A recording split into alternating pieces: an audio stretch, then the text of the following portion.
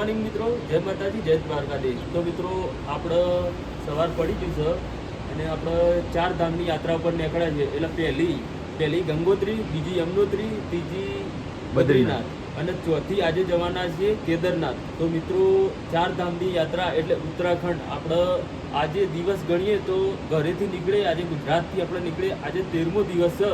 તો મિત્રો આજે જે અસલ યાત્રા છે, આજે શરૂઆત થાય છે તો કેદારનાથ. એટલે બહુ જોરદાર યાત્રા આજે શરૂઆત થાય છે. અને મિત્રો બીજું એક કહેવું છે કે મિત્રો તમે ઘરેથી નીકળો તો 4 ધામની યાત્રા એટલે તમારા જોડે સ્વેટર, મફલર અને ટોપી આ જોડે લઈને આવવાનું. કારણ કે રાતે અમે બદ્રીનાથ રોકાણા, ત્યાં આગળ બહુ ઠંડી, દિવસે સવારે 9 વાગ્યાથી લાઇનમાં જોડાણા હતા મિત્રો. તો અમારે રાત્રે 8 વાગે નંબર લાગ્યો. એટલે મિત્રો તમે જોડે સામાન તમારો જે જરૂર હોય એ સામાન લઈને આવવાનું. કારણ કે અહીંયા આગળ ઠંડી બહુ હોય છે.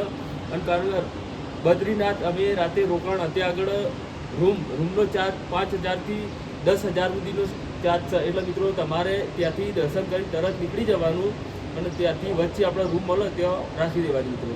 તો ચાલો મિત્રો આજે જવાનું છે આપણે કેદારનાથ. તો વિડીયાની અંદર અંત સુધી બનાવો. તો મિત્રો આપણા રૂમ ઉપરથી નીકળી ગયા છીએ, હવે જવાનું છે કેદારનાથ. તો અહીંયાથી કેદારનાથ 180 કિલોમીટર બાકી છે મિત્રો. તો 8થી 10 કલાકનો રસ્તો છે મિત્રો. તો મીડિયાની અંદર અંત સુધી બન્યા રહો. તો લોકેશન અહીંયાનું આપણે બદ્રીનાથથી 25 કિલોમીટર નીકળી ગયા.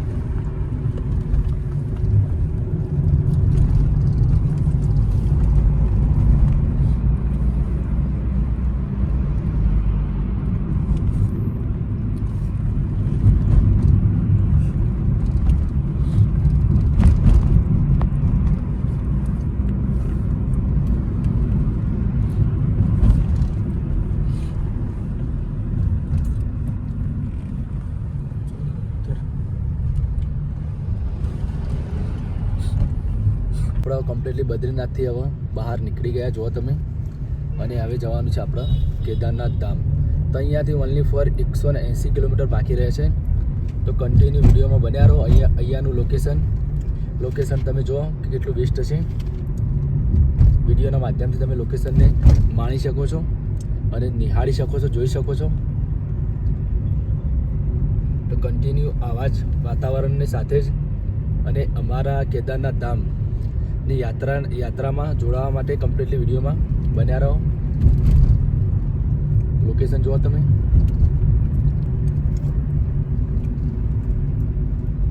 તો મિત્રો 162 કિલોમીટર કેદારનાથ બાકી છે. જો અહીંયા નજારો, સડકો, રસ્તા જો ફૂલ જુઓ તમે. અહીંયાના ઝાડ કેટલું બહુ મસ્ત લાગે છે મિત્રો. અહીંયા તો ઝાડ આપણા ગુજરાતમાં તો એવું ઝાડ જોયું જ નહીં આજ સુધી. હોય પણ વાવેલું હોય. અહીંયા તો કુદરતી ઝાડ છે, કુદરતી.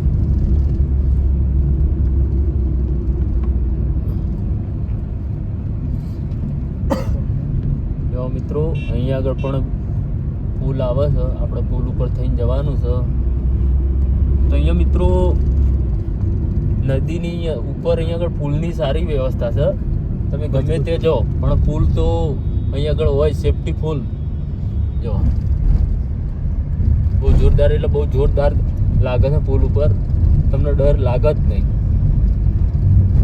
હેવી ગટરો મારી છે અહીંયા આગળ લોખંડની. આપણે આ 4 ધામ યાત્રા કરવાની પૂરી છે. જો આપણા મોદી સરકાર પણ અહીંયા આગળ હાજર જ છે. પહાડોમાં પહાડી વિસ્તાર.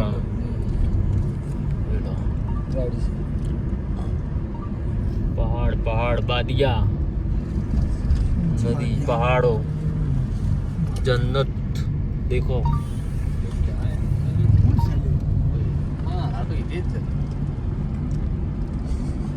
बहका बादल को पूछो बहकी नदिया की पूछो जो मित्रों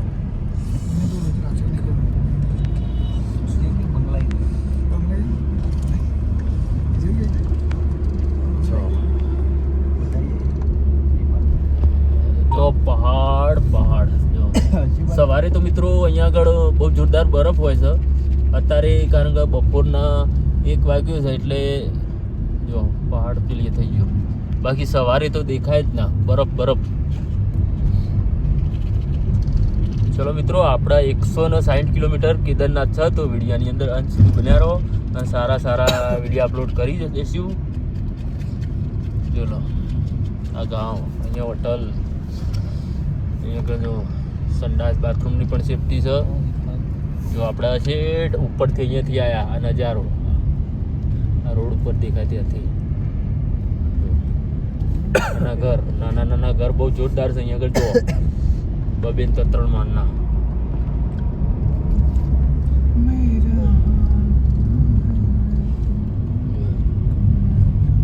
છેક આટલાથી આપણે આવ્યા આટલાથી અહીંયા આગળથી જો રસ્તા રહ્યા અહીંયા આગળથી આપણે જવાનું તો મિત્રો જો અહીંયાથી હરિદ્વાર 268 કિલોમીટર તો આપણે હરિદ્વાર નહીં જવાનું મિત્રો આપણે તો ડાયરેક્ટ સીધા આગળથી રસ્તો ચેન્જ કરવાનો છે એટલે આપણે તો કેદારનાથ જવાનું છે એટલે આપણે કેદારનાથ ફરી અને પછી રિટર્નમાં હરિદ્વાર જવાનું છે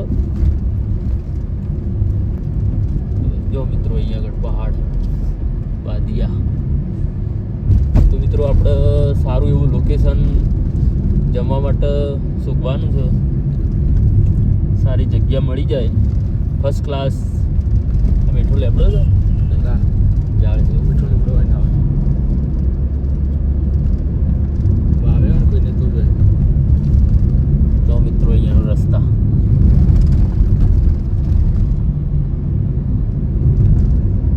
તો મિત્રો આ પહાડ ઉતર પછી વ્યવસ્થિત જગ્યા મળે સારી લોકેશન એવું તો આપણે જમવાનું બનાવી દઈએ કારણ કે આજે બનાવવાનો છે રાઈસ દાળ ટુકડી અને રોટલી ફર્સ્ટ ક્લાસ 2 દિવસથી જમવાનો મેળ પડ્યો નથી બનાવવાનું કારણ કે હોટલમાં ખાધું મજા આવી નથી જો અહીંયા આગળ પથ્થર તોડીને રસ્તો લાંબો કરે છે જો મિત્રો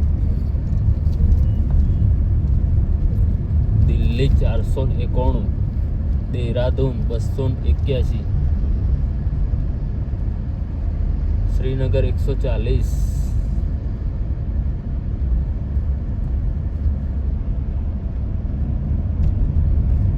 તો મિત્રો અહીંયાનું બજાર આવી છે જો અહીંયા હોટલો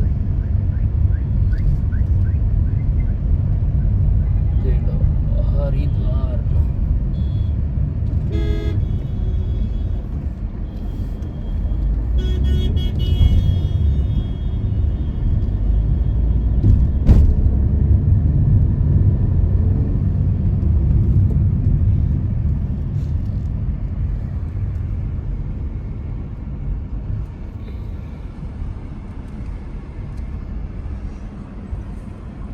તો મિત્રો એકદમ સિંગલ પટ્ટી આવી છે અહીંયા આગળ જુઓ ટ્રાફિક બહુ આવી ગઈ છે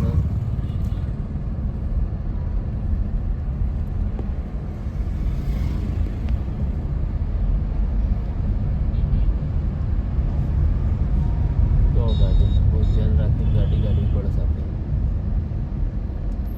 ગોડો નહીં પેલો ગાડી